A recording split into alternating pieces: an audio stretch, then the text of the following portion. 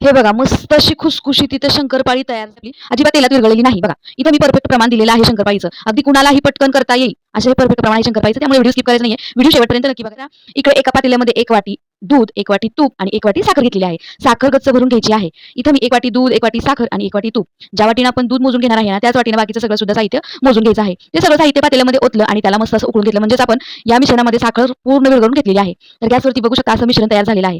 या पद्धतीने एकदा जर तुम्ही शंकरपाळी बनवलीत ना, तर तुमची शंकरपाळी कशीही बनवा, तेलात तर विरघळणार नाहीच, परंतु ती शंकरपाळी अगदी खुसखुशीत सुद्धा होणार आहे. ही 100% तुम्हाला गॅरंटी देते. आता आपण दूध, तूप आणि साखर मिक्स केलेलं हे मिश्रण जे आहे ते परातीमध्ये ओतायचं आणि याला थंड करून घ्यायचं. तर हे सगळं मिश्रण जे आहे ते अगोदर गॅसवरती ठेवायचं. एकत्र केल्यानंतर त्याला मस्त असं उकळून घ्यायचं. उकळून घ्यायचं म्हणजे त्याच्यातली साखर विरघळून घ्यायची. साखर विरघळल्यानंतर या मिश्रणाला आपण परातीमध्ये ओतायचं आणि थंड करून घ्यायचं.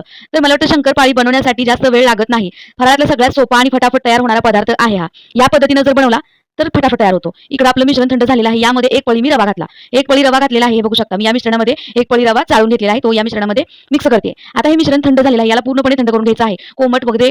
कोमट मिश्रणामध्ये सुद्धा आपण हे पीठ मळायचं नाही. पूर्णपणे गार झाल्याशिवाय याला पीठ मळून घ्यायचं नाही. आता इथे मी मैदा घेतलेला आहे. बसेल एवढा मैदा यामध्ये घालायचा आहे. आता मी तुम्हाला याचं परफेक्ट प्रमाण सांगणार नाही. अगोदर आपण मिश्रणाचं परफेक्ट प्रमाण सांगितलेलं आहे. पण इथे मी बसेल एवढा मैदा यामध्ये घालणार आहे.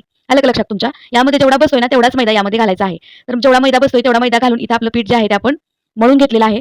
तर आपण चपातीची कणिक मळतो ना त्यापेक्षा हलकंसं घट्ट थोडंसं घट्ट इथं पीठ मळून घ्यायचं आहे. तर इथं आपलं पीठ मळून झालेलं आहे. बघू शकता. मळून याला मी थोडा वेळ भिजवून सुद्धा घेतलेला आहे. बघा भिजल्यानंतर पीठ अगदी थोडंसं घट्ट झालेलं आहे. बघू शकता. रवा मी इथं फक्त 1 पळी वापरलेला आहे. तुम्हाला आणखीन जास्त वापरायचं असेल तर वापरू शकता. पण जास्त खुसखुशीत होतात या शंकरपाळ्या त्यामुळे रवा थोडासा मी इथं कमीच वापरलेला आहे.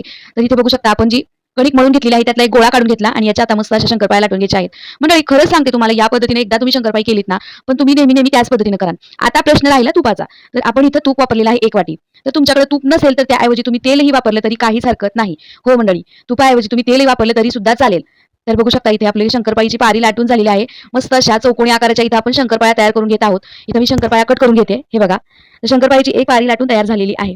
दिवाळीत तर हे फराळाचं सगळं आपल्याला बनवावंच लागतं, परंतु गौरी गणपतीच्या वेळेस सुद्धा आपल्याला अशा पद्धतीचं फराळाचं बनवावं लागतं. तर या गौरी गणपतीला नक्की अशा पद्धतीने शंकरपाळ्या ट्राय करा. तर इथे आपली एक शंकरपाळीची पारी लाटून झालेली आहे आणि बाकीच्या सुद्धा सगळ्या शंकरपाळ्या लाटून मी ताटामध्ये काढून घेतलेल्या आहेत. हे बघा. इथं सगळ्या आपण तयार करून घेतलेल्या पिठाच्या शंकरपाळ्या लाटून घेतलेल्या आहेत. आता गॅसवरती कढई गरम करण्यासाठी ठेवलेली आहे. त्यामध्ये तेल ओतलं आणि तेल सुद्धा चांगलं गरम होत आहे. तेल गरम झाल्यानंतर त्यामध्ये आपण थोडी शंकरपाळी टाकायची आहे बघा तेलामध्ये.